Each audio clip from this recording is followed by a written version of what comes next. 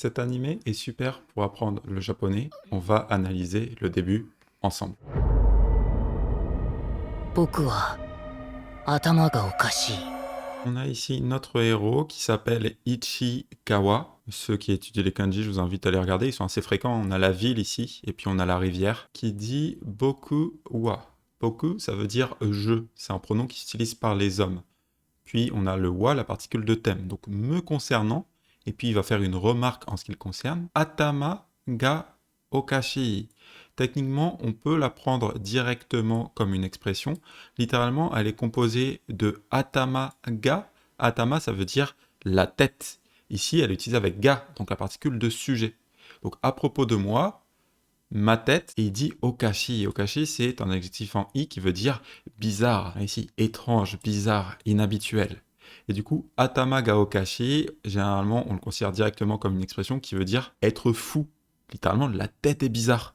Voilà, la tête est bizarre. À propos de moi, la tête est bizarre. En français naturel, on dirait je suis fou. Donc ça commence bien et il y a un livre qui est très intéressant au niveau du titre pour nous afin de comprendre le personnage. Ici, on a marqué Satsu Jin. Alors le Jin, peut-être que vous l'avez reconnu, c'est la personne. Et le premier, Satsu, ça veut dire tuer. Donc les personnes qui tuent, Satsu Jin, ça va être les meurtriers. Les meurtriers. Et derrière, on a le mot Daihyaka, qui veut dire une encyclopédie. Je vous le marque là, je sais que certains aiment bien avoir les lectures. Techniquement, ça veut même dire la grande encyclopédie. En fait, on a Hyaka, qui est le raccourci d'encyclopédie, puis on peut rajouter le Dai, qui veut dire la grande. Voilà, la grande encyclopédie des criminels. Donc pendant qu'il lit ce livre-là, il nous dit me concernant, je suis fou. Ça commence bien. この平和で満ちた中学の均衡は常に危ういということを今は誰も知らない。 Phrase un petit peu longue, on va décomposer tout ça, vous allez voir, c'est ultra intéressant. Alors on a kono. Kono, ça veut dire 7. On va le garder dans un coin de notre tête. Ensuite, on a heiwa. Heiwa, ça veut dire la paix. Et il est utilisé avec la particule de. La particule de permet d'indiquer le moyen. Ce qui devient très clair lorsque l'on présente le verbe directement après. Ici, c'est michita, qui vient à la base de michiru et qui a été conjugué au passé. Michita est un verbe ichidan, fait qu'au passé, on enlève juste le, puis on colle le ta directement. Ici, dans le sens, on a être plein, être complet. Et je sais que ça perturbe parfois les apprenants, ceci, parce qu'on peut se demander, mais alors, pourquoi est-ce qu'on a le passé ici?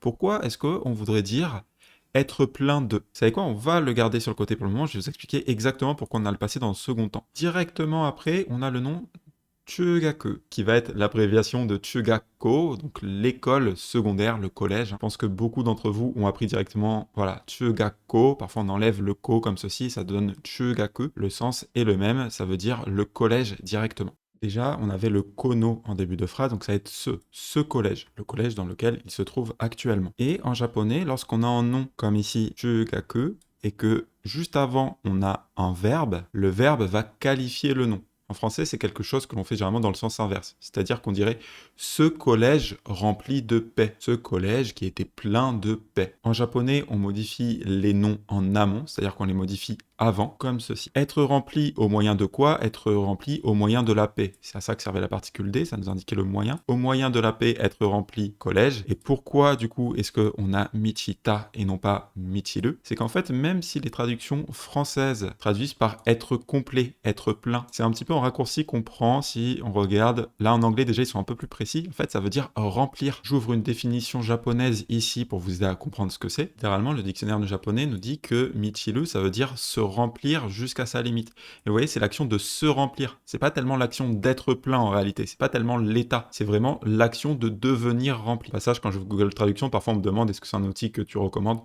Non, pas tellement, c'est juste pratique en vidéo comme ceci, pour des cas très précis, bien sûr. C'est la petite parenthèse Google Traduction qui permet notamment d'expliquer pourquoi vous verrez beaucoup de verbes intransitifs qui sont traduits en français par des états comme être plein, être complet, utilisés au passé. Pourquoi est-ce qu'on l'utilise au passé? Parce que on indique littéralement que ce collège, il s'est rempli jusqu'à sa limite. Et du coup, c'est vrai qu'au passé, quelque chose qui s'est rempli jusqu'à sa limite, en français naturel, on le traduirait par être plein, vous voyez? Un collège qui a été rempli de paix, c'est un peu bizarre en français, nous on dirait directement, effectivement, un collège rempli de paix, collège qui est plein de paix. Ensuite, nous avons la particule de possession no, et puis on a ce nom-là, kinko, qui veut dire l'équilibre.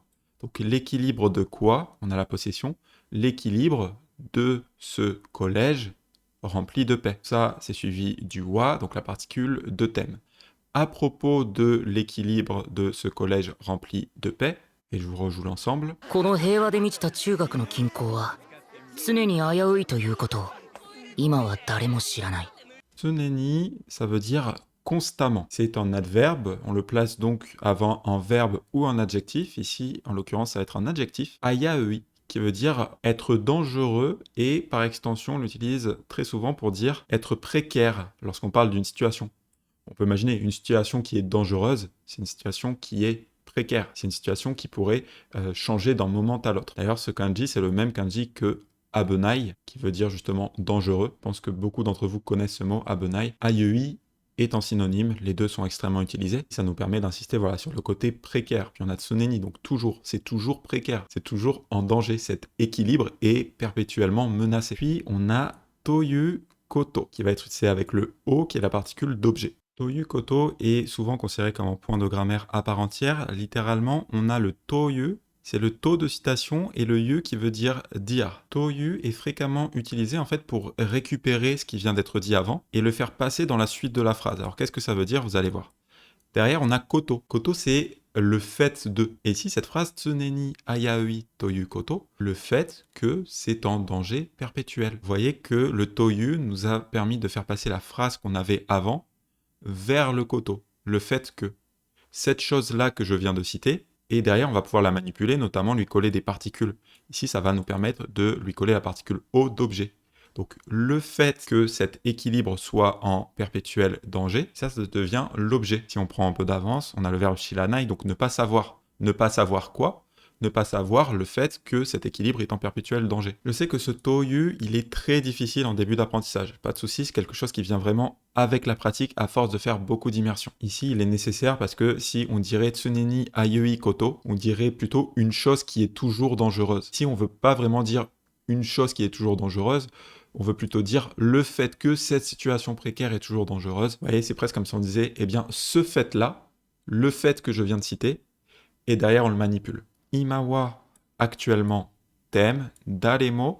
Dare, ça veut dire qui. Avec le mot, ça permet d'inclure. Donc, daremo, techniquement, ça veut dire tout le monde, mais lorsqu'il est utilisé du coup avec un verbe de négatif, en français, on va le traduire par personne. Techniquement, en japonais, la négation est portée par le verbe, c'est pour ça qu'on a shiranai. Et daremo, c'est vrai que parfois, vous allez voir les dictionnaires qui le traduisent par personne. Alors, attention, hein, c'est personne lorsque c'est utilisé avec les verbes négatifs. Ça, c'est une petite particularité, différence entre le français et le japonais, c'est que nous, en français, on va changer nos pronoms selon si on utilise une négation ou une affirmation. Si on dit tout le monde et si on dit personne, vous voyez, c'est des opposés. En japonais, techniquement, c'est un seul et même mot, puisque ça va dépendre du verbe.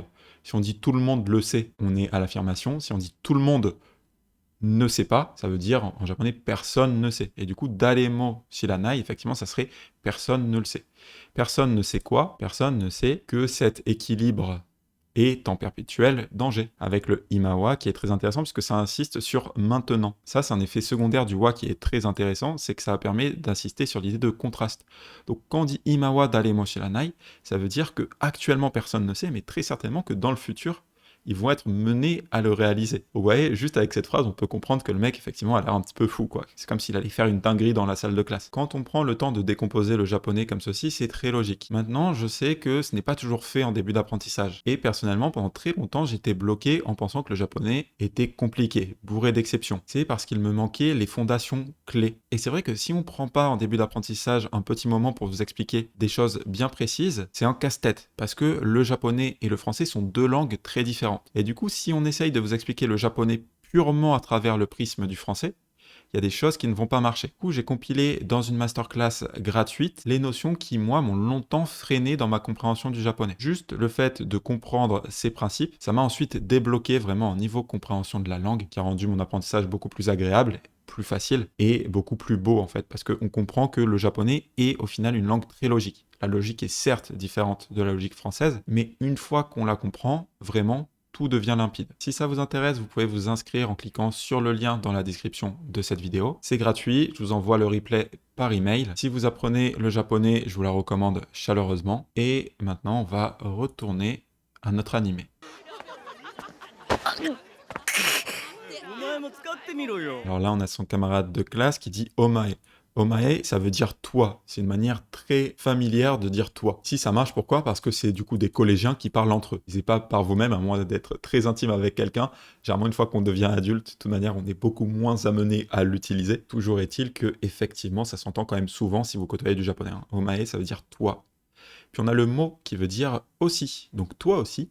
Puis dit tsukatte miro yo. C'est en fait le verbe tsukae qui veut dire utiliser. Il est utilisé à la forme en te miru. On passe de tsukae à tsukatte, puis on a collé l'auxiliaire miru qui veut dire voir. Donc littéralement, ça veut dire utiliser et voir. La forme en te miru permet en pratique de dire essayer de. Essaye d'utiliser. Utilise et vois ce que ça donne. Ici, on est passé de miru à miro. Ça va être l'impératif. Alors, techniquement, c'est un impératif qui est très brut. Ici, on a le yo derrière qui rajoute de la force. Alors, en l'occurrence, avec l'impératif, paradoxalement, ça va venir adoucir. Vous voyez un petit peu comment il le dit. Hein. Il le dit pas méchamment. Hein. Il dit omae mo tsukatte miro yo. Techniquement, c'est très familier. Mais ça marche parce que ici, c'est deux collégiens qui délirent un petit peu entre eux. Pour imaginer, voilà, en français, des collégiens qui disent bah, vas-y, mon gars, utilise-le. Vous voyez, techniquement, c'est familier, mais c'est pas du tout violent ici dans le contexte. Hein. C'est bien sûr une histoire de contexte. Alors, de quoi est-ce qu'il parle? Pour le moment, on le sait pas. Très certainement quelque chose dont il parlait avant. On va regarder la suite. Bon, je sais pas si vous avez vu le geste. Je vais pas vous expliquer ici en profondeur. C'est pas vraiment du japonais. Au départ, il dit donc il fait quoi? Ah, oui, ok. Bon, ça c'est juste des sons, hein, des interjections. Ja, ça veut dire sur ce. C'est en fait la contraction de dewa. Donc du coup, alors. Puis il dit tsukatte miru wa. C'est encore la même forme, vous voyez, tsukatte miru, je vais essayer de l'utiliser. Là, il n'est pas à l'impératif, vu qu'il ne donne pas un ordre, hein, il dit juste je vais essayer de l'utiliser. Et le wa, c'est une particule de fin de phrase qui rajoute un petit peu de force. C'est vrai qu'on entend parfois que c'est une particule de fin de phrase féminine. Alors attention, ça dépend vraiment de l'usage. En pratique, les hommes l'utilisent beaucoup aussi.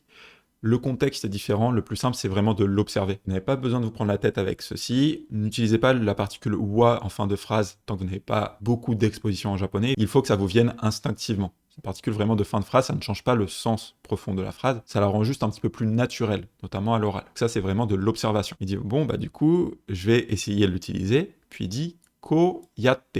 Puis fait un geste. Encore une fois, imaginez, hein, ce sont des collégiens mecs. Koyatte, ça veut dire en faisant ainsi. En fait, on a le ko, ça veut dire ainsi. On l'a ici comme ceci, utilisé pour quelque chose ou quelqu'un de proche du locuteur.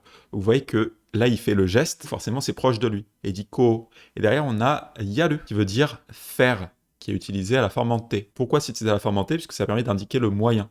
En fait, il dit, ok, du coup, je vais essayer en faisant ainsi. Ici, on l'entend vraiment juste dans le fond. En pratique, dans les animés, quand c'est des scènes comme ça dans le fond, je vous invite à pas trop vous prendre la tête dessus. On l'analyse ici parce qu'on est ensemble. Généralement, c'est des dialogues qui sont pas très intéressants et parfois très oraux, un peu dur à comprendre dans des début d'apprentissage. En fait, c'est le verbe taelu qui veut dire endurer quelque chose, résister à quelque chose. Et il est utilisé ici au potentiel. Donc on passe de ta et le à ta et la les le. Ici, normalement, on aurait dû mettre un le. Et derrière, il met le kana qui veut dire je me demande. C'est le ka de question et le na de réflexion personnelle. Du coup, kana ensemble, ça veut dire je me demande. Et ça, en japonais, il y a beaucoup de sons qui vont un petit peu sauter à l'oral, notamment le le final, parce que taedare kana, ça se dit, hein, grammaticalement c'est correct, mais à l'oral, voilà, pour faciliter la prononciation, on mâche un petit peu les mots. Taedare kana. Voilà, il a juste mangé son le ici. Mais il dit, voilà, je me demande, est-ce que je vais pouvoir supporter? Est-ce que je vais pouvoir résister? Encore une fois, je vous invite à revoir son geste si jamais c'est pas très clair. Ce sont des garçons au collège. Alors ici, le geste nous donne un gros indice. Je vais pas vous traduire ce mot qui est un petit peu vulgaire. Petit indice, paille, ça vient de opaille, qui veut dire la poitrine. Je vous laisserai chercher ce mot pour les plus curieux. Demo, ça veut dire mais, puis on a yappa. Yappa, c'est la version orale de yappari, qui elle-même est déjà une version orale de yahari, qui veut dire effectivement, comme on pourrait s'y attendre. C'est un mot qui est extrêmement utilisé à l'oral, qui vient très souvent en fait insister un petit peu sur le fait que on avait une idée en tête et que au final on reste sur cette idée. Je sais qu'il perturbe beaucoup en début d'apprentissage, pas de souci, c'est un mot qui est surtout oral, donc il faut l'observer. Et ici en fait, il va enchaîner avec une réflexion qui pour lui est évidente. Il dit que ce mot-là, wa particule de thème, yume, c'est un rêve, da, être, et le yo qui rajoute de la force. Yumedayo, c'est en rêve. Ouais, mais au final, ceci, en plus il fait un geste, ceci, c'est en rêve. Et puis le na de réflexion personnelle. Des fois, des collégiens qui délirent un petit peu. Ouais, mais à propos de cette action que je vais taire, c'est en rêve. ダメだ考えるな Tameda, ça veut dire ce n'est pas bien. Ce n'est pas bien. Puis il dit kangaeru na. C'est le verbe kangaeru, kangaeru, réfléchir, qui est utilisé à l'impératif négatif. Donc ne réfléchis pas, n'y pense pas. Ici, il se parle à lui-même. Donc pour utiliser cet impératif, c'est très simple. Vous utilisez le verbe à la forme neutre et derrière, vous mettez le na directement. C'est très brusque, mais ici, ça marche bien comme il se parle à lui-même. Hein. Fait mais non, c'est pas bien, n'y pense pas. C'est très intéressant, mais je vais vous passer quelques lignes afin que la vidéo ne dure pas trop longtemps. Pour passer sur une scène de dialogue qui va être également intéressante. Donc là, elle est en train de manger, elle dit quelque chose qui est bien sûr incompréhensible. Eh, quoi? Comprends pas beaucoup plus. は Ah, quoi? なんだなんだなんだなんて言った Nanda, ça veut dire quoi? Littéralement, c'est le même que nani. Hein. C'est nani qui est utilisé avec da, être. Donc c'est quoi, c'est quoi, c'est quoi? On pourrait dire directement quoi, quoi, quoi. Et nante. Nante, c'est encore une fois le même nan, hein, donc qui veut dire quoi, utilisé avec le T qui sert à créer la citation. Certains connaissent peut-être le to, c'est l'équivalent du to mais à l'oral. Donc on pourrait dire nanto, hein, ça serait l'équivalent. Nante est un peu plus oral. Nante, donc quoi, citation, puis on a derrière ita, qui veut dire avoir dit. C'est le verbe yu au passé. Nante ita, qu'est-ce qu'elle a dit? Qu'est-ce qu'elle a dit? はいそうっすね Ah, hai, oui. Sosne, c'est la contraction de so desne. Donc so qui veut dire ainsi, des, être, ne, n'est-ce pas. Donc so desne, c'est très utilisé lorsque vous acquiescez au propos de quelqu'un. Et ici, on a la version très orale. Plutôt que d'allonger le so, on va un petit peu le couper. Et plutôt que de dire desne, on va dire ce. Ça, ce petit ce, vous le verrez très souvent à la place de des. À l'oral, c'est extrêmement utilisé. Sosne. Ah oui, oui, tout à fait. よかった Là, elle dit yokata. Yokata, c'est dire tant mieux.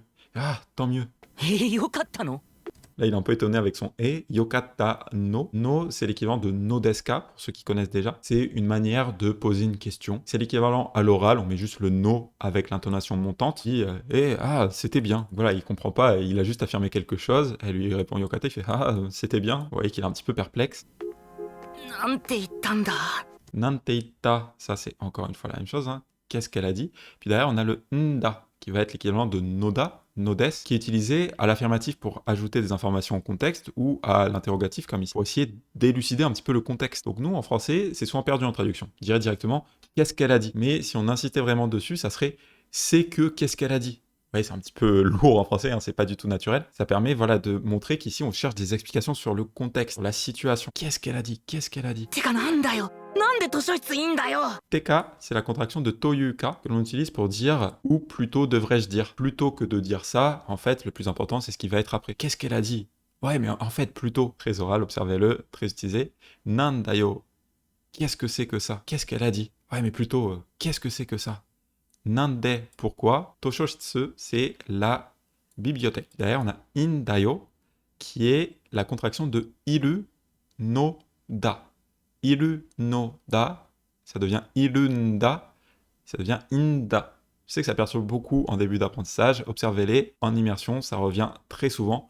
Ça, si vous laissez votre oreille faire son travail, généralement ça vient assez naturellement. Là où ça a tendance à perturber, c'est quand on lit les sous-titres au départ. Imaginez que inda c'est un mot, ici c'est iru no da. Dans la bibliothèque, exister, et encore une fois avec le noda de contexte. Puis on a le yo qui rajoute un petit peu de force. Quoi est-ce que elle est dans la bibliothèque? Vous voyez que le est-ce que, c'est assez proche du nda. Pourquoi est-ce que elle est dans la bibliothèque? D'ailleurs, en japonais bien fait, on aurait mis un ni pour indiquer le lieu d'existence. À l'oral, comme ça a tendance à être omis. Le nom de cet animé, c'est Boku no. Donc Boku, ça veut dire je, ça s'utilise pour les hommes. Généralement, ça a une tendance assez douce et assez jeune. Donc juste avec ce titre, déjà, on peut imaginer que le héros a une personnalité qui est plutôt timide, plutôt réservée. Ça, c'est ouf parce qu'en japonais, juste avec les titres, on peut comprendre beaucoup de choses. Derrière, on a Kokoro, qui littéralement veut dire le cœur. Mais ça veut dire également, en fait, l'intérieur. Hein. Ici, quand on dit Boku no Kokoro, ce serait soit mon cœur, soit on pourrait dire l'intérieur de moi. En français, parfois, ce sera un peu plus naturel. Voilà, c'est le cœur, mais de manière souvent très imagée. On a encore un no de possession, puis on a yabai, qui est un adjectif en i, qui veut dire qui est dangereux. Alors c'est un mot un petit peu passe-partout, très utilisé à l'oral, qui veut dire c'est dangereux, c'est fou, c'est dingue. Et puis on a yatsu qui veut dire la chose, le type, le truc. Littéralement c'est le truc dangereux à l'intérieur de moi, qui est dit d'ailleurs de manière plutôt orale. Certains se demandent pourquoi le yabai ici est marqué en katakana. C'est une écriture qui est possible. Ça permet notamment de le détacher en fait des hiragana qu'on a avant et après, d'insister un petit peu dessus. Le truc à l'intérieur de moi qui est terrible. Ça permet d'insister un peu dessus. Et en réalité, malgré l'introduction où on avait vraiment l'impression que c'était un truc de psychopathe, c'est plus une comédie sur fond de romance. Je vous rappelle que c'est en collégien, collège, voilà, on a ce qu'on appelle parfois la chunibyo, qui est la maladie de deuxième année de collège, où on s'imagine un petit peu des scénarios de dingue dans sa tête. Je vous rassure, c'est pas une histoire de psychopathe qui tue ses camarades de classe, c'est une histoire qui se passe dans un collège, c'est plutôt marrant, plutôt léger. Le japonais est assez naturel et ça permet vraiment d'apprendre plein de choses. Quand je vous ai demandé de voter entre ces deux animés, malgré tous vos votes, on est obtenu en 50-50. Donc j'ai commencé par vous faire ici Bokuyaba, voilà le nom abrégé de cet anime. Généralement, pour créer les noms d'animés, ils coupent un petit peu des mots. Donc on a beaucoup supprimé le no, ils ont supprimé le kokoro, ils ont supprimé le no, et ils ont gardé que le yaba. Voilà, cet animé devient Bokuyaba. Ce deuxième animé est très bien également. Kisekoi, en France, je crois que c'est le nom anglais qui est connu, My Dress Up Darling. Comme on a obtenu en 50-50, je vais vous l'analyser juste après. Les immersions guidées comme ceci, c'est un format très répandu sur ma chaîne. N'hésitez pas à aller y faire un tour si vous apprenez le japonais. Matane!